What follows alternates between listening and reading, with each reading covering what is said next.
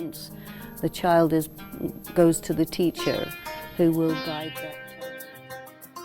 What do you mean by external moral authority? You use that expression a lot. Materialism has to do with when you are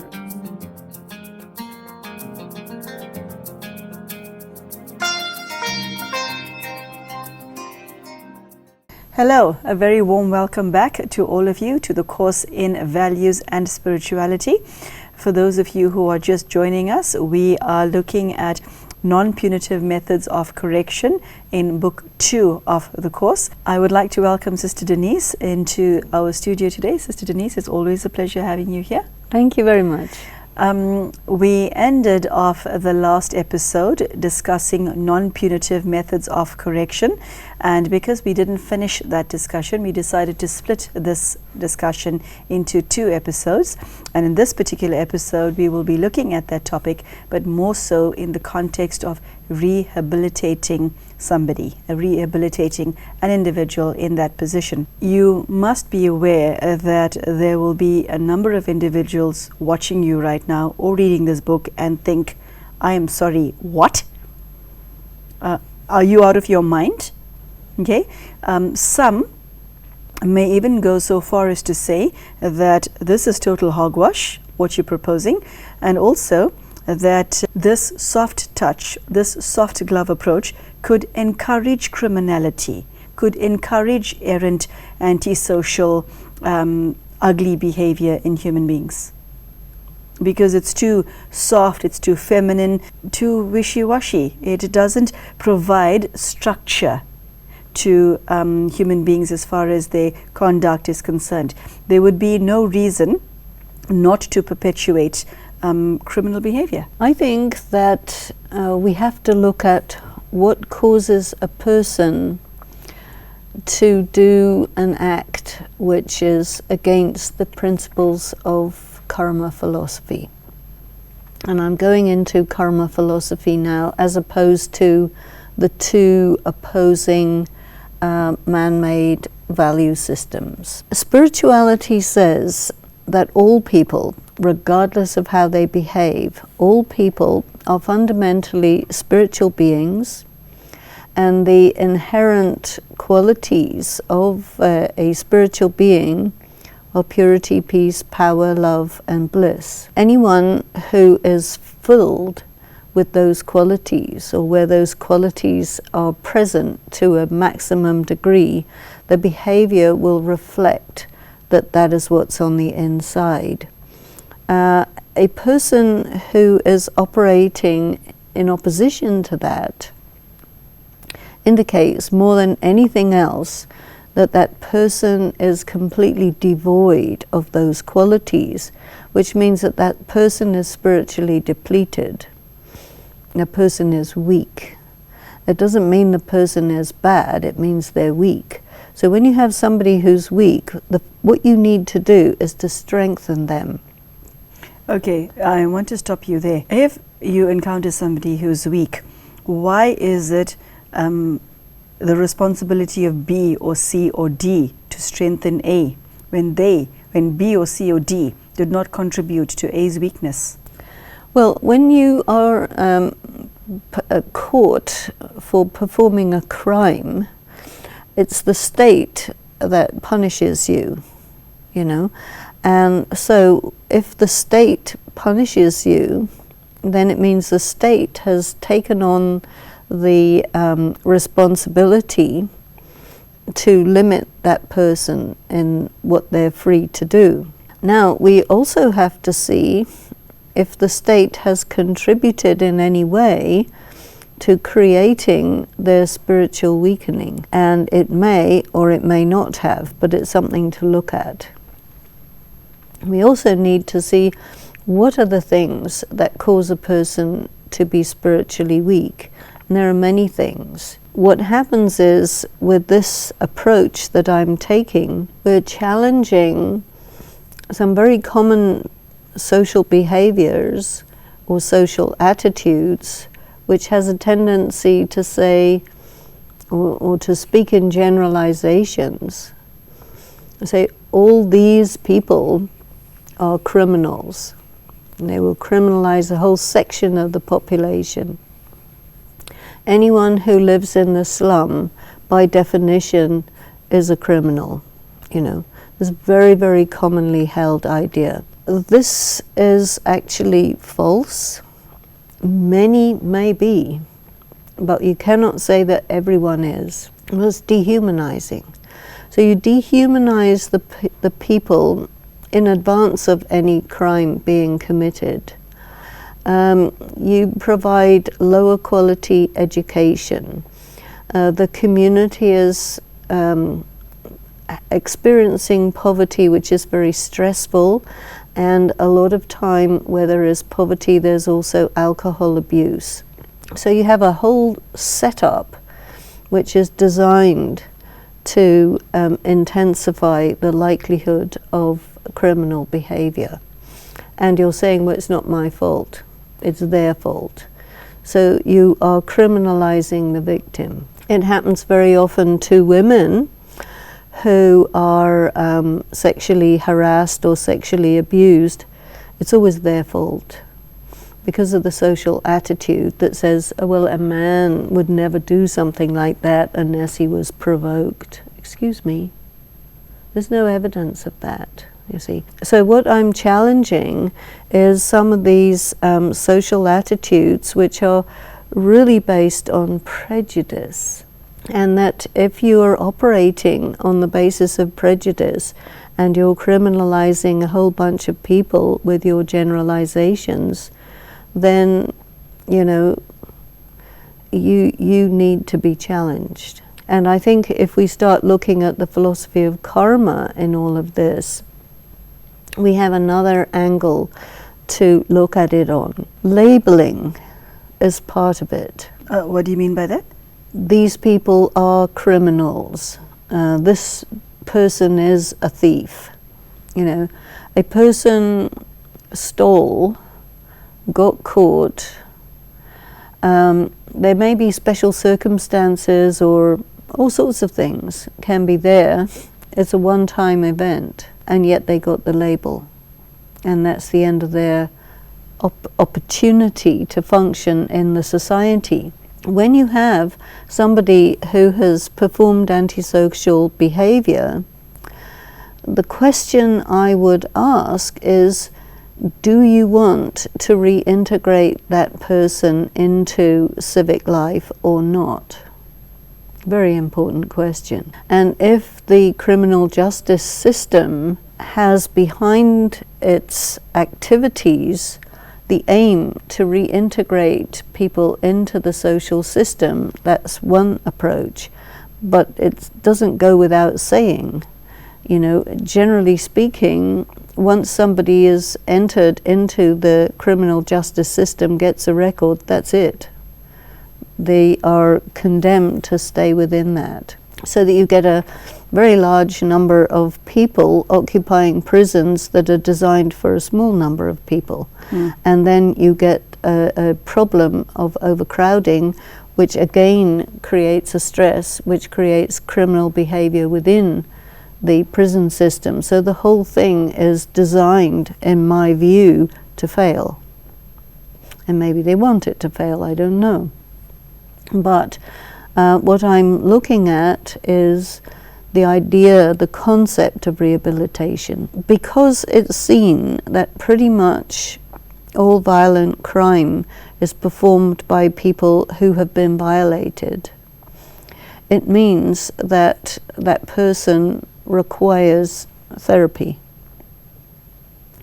That means a person has been damaged.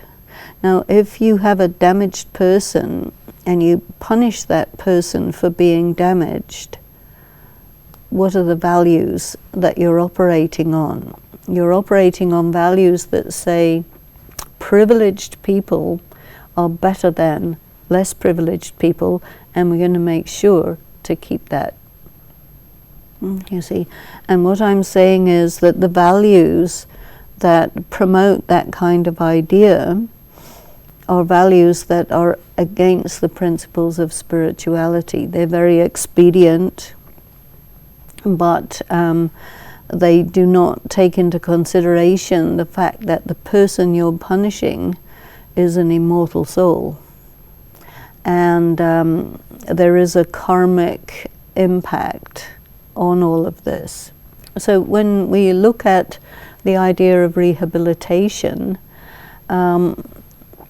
you put a person into an incarceration. What you want to do is to get that person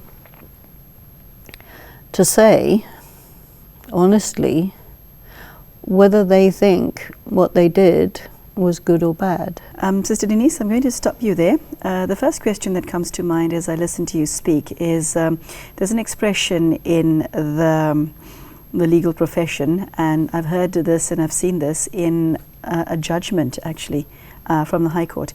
The best judge of future behavior is past behavior. I'd like for you to address that. And I also want to take you to paragraph 4 of page 22.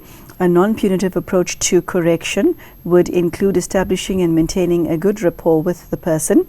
Their negative or antisocial action needs to be described to them, and you need to explain clearly why you consider it wrong. Ask them if they also think it is a wrong action. What was their motivation, stimulus, or justification? What were the surrounding circumstances? Refer them to their own conscience. Sister Denise, the first question I have for you, as far as this quote is concerned, is something that I read in a judgment in the High Court, my country. One thing that the judge said was that the best judge of future behavior is past behavior. Whether you did this commission of inquiry or not, how do you know whether this method of rehabilitation will change somebody's behavior? When you look at the judgment that you mentioned, I will say this refers to sanskaras. And it's absolutely right that it is normal for a person to continue a particular form of behavior. But what it doesn't look at is what caused it in the first place. Yeah. So if you say a person who performs violent action is generally somebody who was severely violated in childhood, so the first thing you need to do is find out, is this the case in this person's situation? That is usually taken into account after conviction when it comes to mitigating for sentence purposes, not before conviction in the usual course of the criminal justice system. But you are taking it deeper than that, aren't you? Okay, a person did a violent crime, they are convicted, now they are given a sentence, whatever that sentence is, X number of years in this or that place. Now once they're in that place, now what are you going to do with them? So this is the time when you need to really take a look at what are the origins of this? Because if you're punishing a person for being a victim, it doesn't make sense. See, if you punish a person because they made somebody else into a victim, it makes total sense. If you see, okay, this person is violent because of some violation in childhood, and you don't address that violation in childhood, then the minute that person comes out of jail, they're going to go back and do it again. And so why would you bother not to put them in for life? Why don't you just kill them? You know, and then your value-based people will say, well, you can't do that. But you see, there's double standards coming in here. And because people are just insensitive because of the labels. So, oh, this is a murderer, therefore, therefore, therefore. No, this is a human being who may have been victimized, and that this is a normal consequence of their life experience. You've written this 16 years ago, and I need to ask, have you actually used this in with criminals, or Have you used this? I've used this with people who've been victimized by crimes that didn't get to court. I've used it with criminals who have been incarcerated.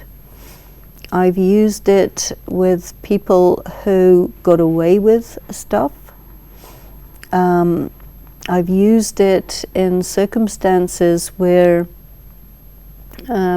what one society would call a crime, another society would not call a crime.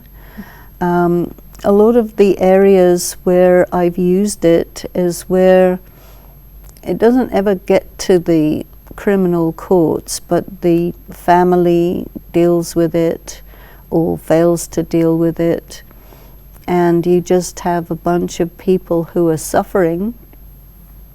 I've done this with people who are in self-help programs, and so looking at it in a number of different environments. I've also done it in environments where young people are in very high pressure environments which are quite punitive on the part of the people who are controlling them, and really limiting their ability to feel their natural freedom and so on. I've done it in societies where women and girls are really held in subjugation, and worked with those women and girls to get a little free from that social system that promotes that subjugation. I'm glad that you've given me such a varied answer, because my next question is, could you tell our viewers and readers whether you've had any proof that this actually works, that whether people have been rehabilitated, whether they've returned to their previous behavior or not? You know, a lot of this is very, very subtle, because a person's values and the way that their environment punishes them is entirely separate from the criminal justice system. You may be a person of color in a society which is racist, and that racist society will punish you because of your color, and they're not doing things that are illegal, but they're still punishing you, and they still put you in a position where you are victimized and you are damaged, you see, but because it's legal, it's considered all right, you know. Or you may be a person who is not your normal heterosexual, and so you'll be very badly affected by prejudice, sexual prejudice. Women in the workplace are very much affected by sexual harassment, but because it's not, you know, proved, then it will be said, well, it's your imagination. And so this really applies very much in those kinds of areas, because what you need to do is to enable the person to distinguish between when they're doing something wrong and when they're being victimized. So they're being made to think that they're bad, but they're actually not. And so teaching people how to stand up for themselves is very important. I must admit, I really enjoyed the last part of this section. When an individual feels that they have been heard and respected, and they agree that what they did was wrong, it is possible to inspire them to behave in a socially responsible, honest, and self-respecting way. Encourage them to make a personal commitment to act according to their own moral conscience, so that they understand their accountability and change their patterns of action. If this is the result of what you're doing, then I'm all for it. I've been in a situation where someone was identified as untrustworthy and so on and so forth. They stole, they embezzled and so on, but they wanted a chance. And a person employed them and entrusted them, knowing that that's a risk, because that person has been shown to be untrustworthy. But the trust that that employer gave to that employee and the relationship that they created actually enabled that person to change completely. So you do get examples of this.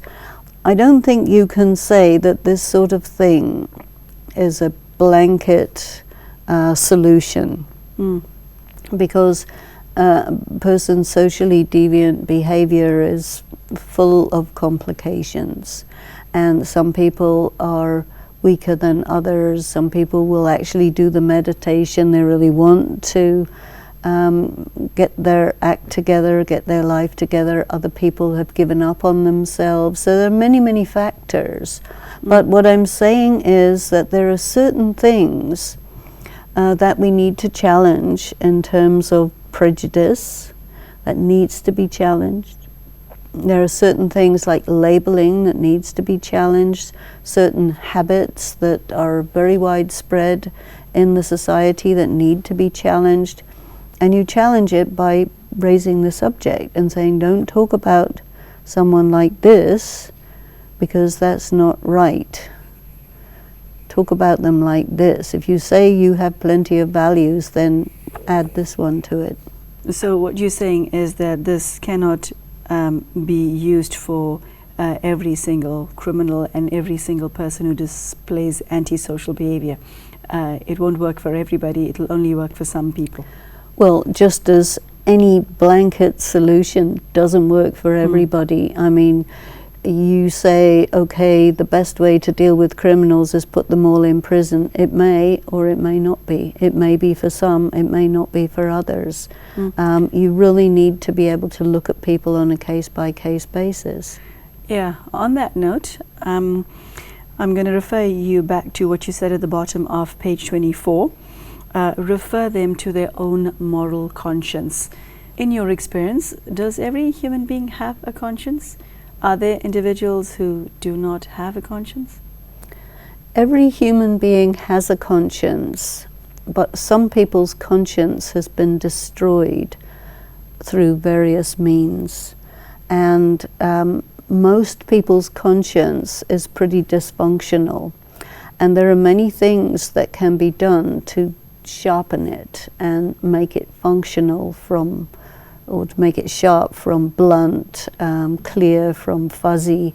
And if a person's conscience is totally destroyed, they're in a very, very tiny minority.